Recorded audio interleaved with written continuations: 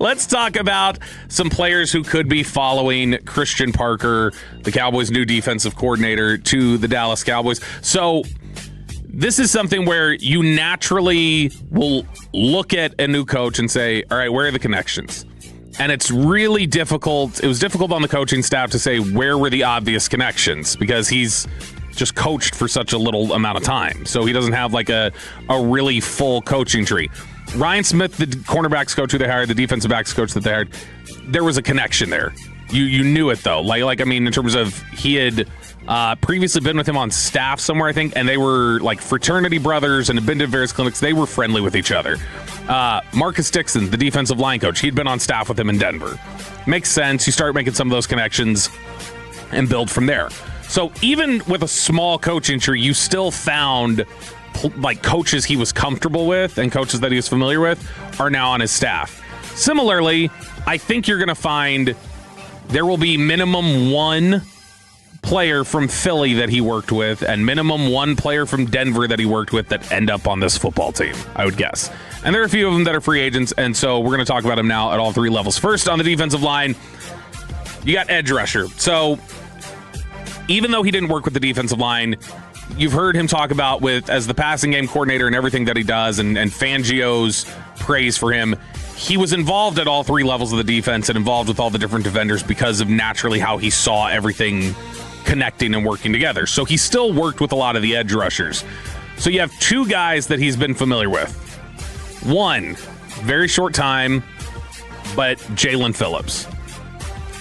The question there is going to be how aggressive is Philly in trying to keep him?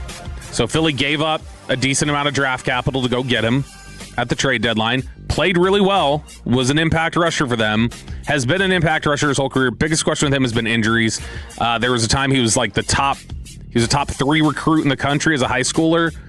Dealt with so many injuries at UCLA, he medically retired, then went to Miami and came back and then entered the NFL. So he's dealt with stuff for a long time, but that would be an area that would make some sense. 26 years old, really effective pass rusher when he's on the field. It's just a problem of keeping him on the field. And how much does Philly want to start a bidding war there? But if they're going to go get Max Crosby potentially, like Mike Garafolo's talked about, that probably changes things a little bit. Jaelan Phillips' teammate, former teammate, who didn't get traded, but was traded 4 years ago when Christian Parker was in Denver, and that's Bradley Chubb. So Chubb being a free agent now, Christian Parker was on staff for a year and a half with Chubb. And Chubb was not traded because he was a problem in Denver or they had some sort of big falling out with him as an organization. They just knew where they were as a team, where Chubb was at with his contract and things like that. They needed to make a move.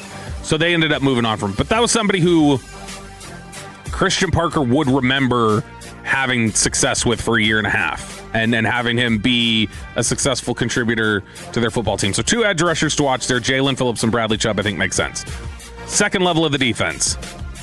And I'll start with this guy because I know I've just dumped on the idea since we first started talking about free agents. I don't know how comfortable I am with bringing Nakobe Dean here, but I think there's a decent shot that he would be somebody that they would look at. Nakobe Dean is undersized. Nakobe Dean is on a stopwatch, slow for the position. Hurt. Nakobe Dean has bad injury history.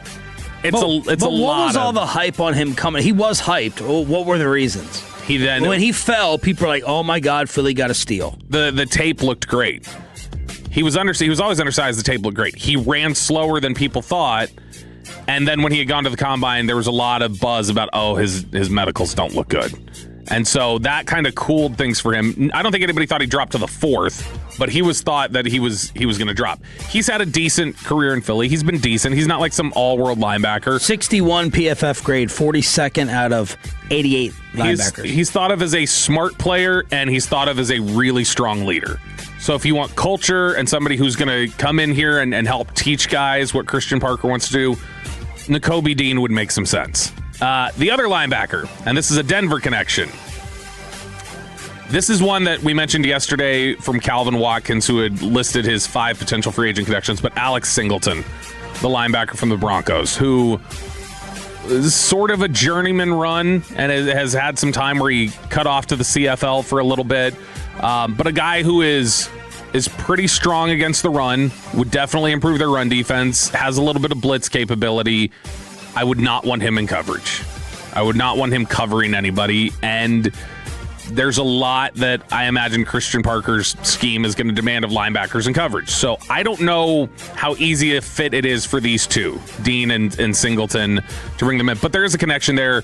They do have an understanding of the things that Christian Parker likes to do. So I wouldn't rule them out as being guys that could investigate. Now, we've heard a lot about safeties and guys who have flexibility at safety to do various things potentially in the slot or to play at the line of scrimmage. Not your just typical stand back there and cover deep center field type of position. So he worked with two different guys, one in Denver, one in Philly again, just like all these have been. The guy in Denver, University of Texas graduate, a guy who grew up in Beaumont, PJ Locke, who PJ Locke has not been a full-time starter for Denver. He's been a rotational piece for them. He started a lot last year due to injuries and some things that they had. Or not last year, but 2024. 2025 saw his role drop, but I mean, he was still a rotational piece for them in secondary. He'll play a lot on special teams too. He gives you some varied stuff, but he's a free safety who can play some of the nickel, will play up and run support, a little bit smaller, but I mean, that's a guy who Christian Parker had worked with him for, I believe, 3 years in Denver. So there's some familiarity there, and a guy who has the flexibility to do the multiple things that Christian Parker's likely going to ask of safeties. I don't know that he'd be a full-time starter, but maybe a rotational piece they add to the secondary. And then the other one, and this is, I think, there's a chance this is the strongest connection of any of these free agents that we're talking to, that this might be the guy with the best bet to end up here, and that's Reed Blankenship, who, if you've watched the Eagles play the last couple of years, you're familiar with him. He hits like a ton of bricks. Yeah. He is aggressive. He is physical. He is a little bit of, it's such a bad term, but he's a little bit of try-hard guy. Like, I mean, he definitely, I think, maxes out what his physical capabilities are. And there are limitations there in coverage, and I don't think you can do as much with him covering in the slot as you could with Locke or any of the others that you look at. But if you want to talk about a tone setter and someone to come in here and really buy into what Christian Parker's doing, which Reed Blankenship did, I think that one, with the void they have, what Blankenship brings to the table, what Parker's looking for, the connection there, I think that one makes a ton of sense. And, of course, Jerry Jones is including Christian Parker with his answer to TMZ when he was asked, why should Cowboy fans have hope? I would, first of all, start with this Super Bowl. I would look at these teams. Look at New England. Look at Seattle. They're made up of, for the team, first-year quarterbacks for the team, the system. Right. The coaches are fresh on this thing. So the point is, in this day in the NFL, you can go from a pumpkin to a carrot, right on, so to speak. Yeah. And you can do it in a year, or you can do it in 2 years. That is very promising to me. I've been there. I understand how it's done. I understand how it's not done. I do want to say that it's highly competitive out here, as competitive as anything I've ever been involved in. But, for instance, we're redoing our defense, and I've changed so much about the approach that we're going to have with coaching the defense. Yeah. So kind of when you work for yourself, like I do, you have to change what's in the mirror, so to speak. So Jerry is talking about the mirror more, and also I know how not to do it as well this offseason.